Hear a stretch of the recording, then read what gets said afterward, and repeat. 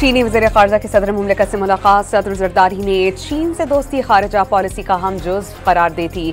वांग जी के वज़ीर आज़म से मुलाकात। फील्ड मार्शल आसिम मुनीर की शिरकत। वज़ीर आज़म ने पाकिस्तान की खुद मुख्तारी और तरक्की में चीन की गैर मुतज़लज़ल हिमायत को सराहा।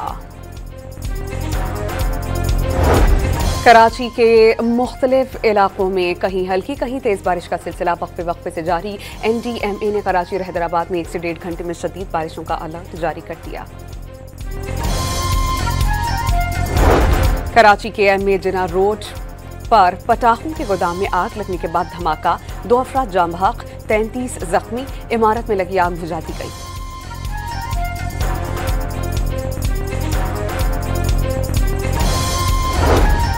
और लाहौर के फिरोजपुर रोड पर बिजली के हाई ट्रांसमिशन टावर पर चढ़े शख्स को स्नॉर्कल की मदद से उतार लिया गया। घरेलू हालात से तंग शहरी टावर पर चढ़ गया था।